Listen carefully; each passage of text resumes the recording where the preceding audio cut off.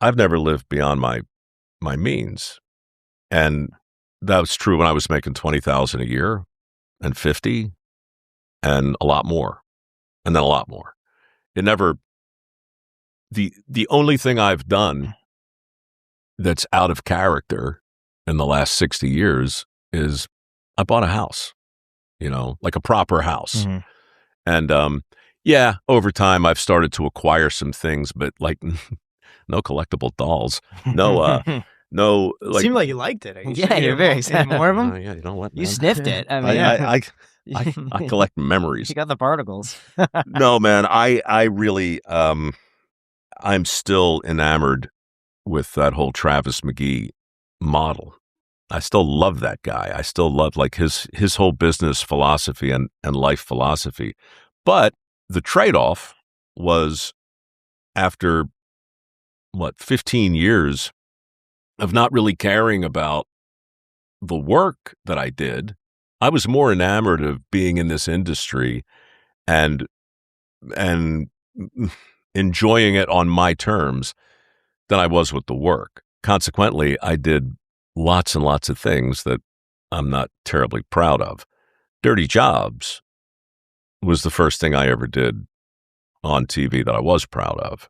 And once that happened, the whole model went to hell. And then I worked 300 days a year. How did Dirty Jobs financially affect your life?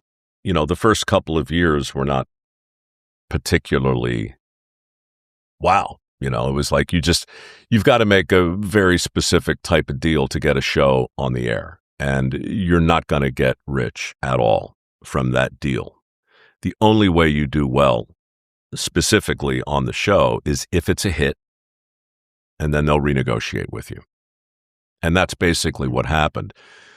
So when the show turned out to be a hit, it was radically unnerving.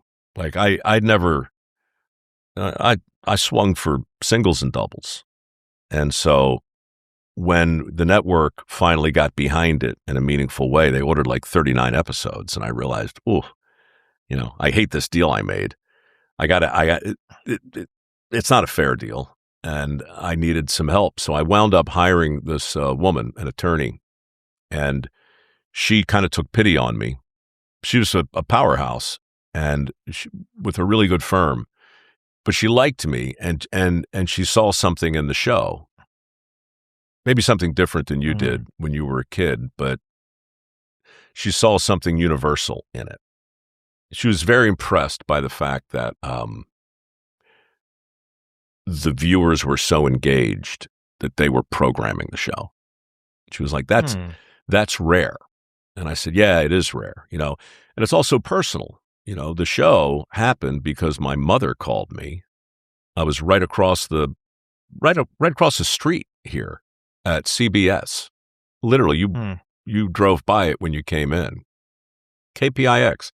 I was sitting in my cubicle in 2001, and my mom called me about my grandfather, who I mentioned, and said he's turning 90 this Friday, and I've got the perfect gift that you can get him. I said, what? She said, how great would it be, Michael, if before he dies, he turns on the TV and sees you doing something that looks like work?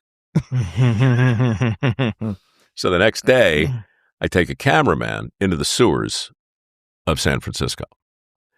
And that's what starts Dirty Jobs. But to answer your question, Mary and I started looking at the show really, really early and thought, yeah, there's a lot of exploding toilets and misadventures in animal husbandry, but under it, this thing is a real powerful rumination on American work ethic. And can you build a business around that theme? Not around the show, but around the themes that are like pregnant in the program. And if you can, how would you do it? And what would that look like? And the answer was, well, I don't really know, but part of it would be a nonprofit. Part of it would be a genuine attempt to shine a light on the industries that are making this show prosperous. And another part would be a scholarship program to help people get the training they need to do these jobs. If we do that legitimately, and this is probably a bit selfish, but looking back, if I'm being honest, I was like, I want a better way to promote the show. I want to be able to talk about more than, oh yeah, and Les Swanson, went up to his nipples and just this giant container of crap. Or yeah, and today we boiled a bison. It's like, what's the point? So MicroWorks, the foundation, gave me permission to promote the show in a way that the network didn't really care about, and in ways that most other shows weren't being talked about.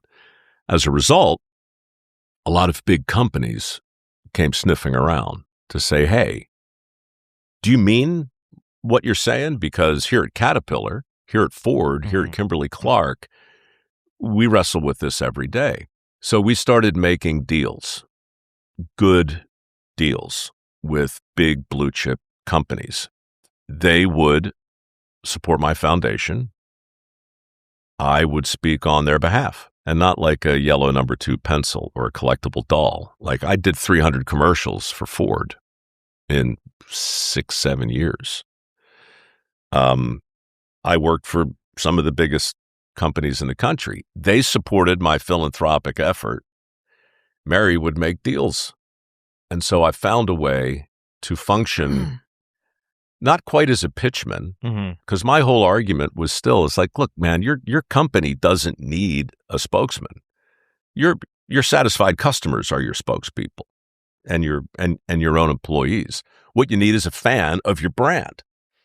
So that's what I started selling. I started saying, look, Dirty Jobs is real. It's personal. I'm the spokesman for MicroWorks and nothing else, but there are a lot of brands I admire. And if I can find a way to talk on your behalf through the lens of the show that you know me for, that'll be authentic. And if it works, maybe we can make some money.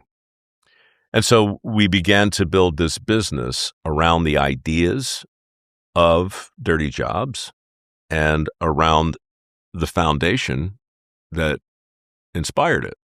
So it sounds like then the biggest financial impact on you were the actual brand deals with companies like Caterpillar, Ford, et cetera, et cetera. Yeah. I mean, I never really looked at it like, okay, we killed it over here, this one out.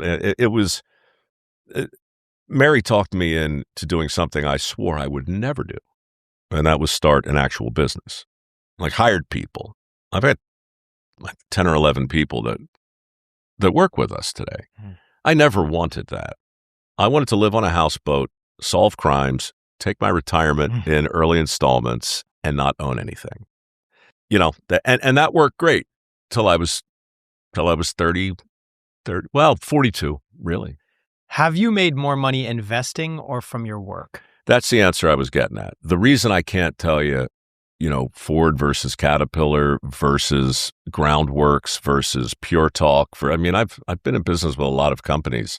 I'm still curious about the deal, and we do the best we can, but it's never about the money entirely. I only partner with brands that share my sensibility, right? But to answer your question, yes. In the end, the dust settles. I take my chunk of the business and I invest it.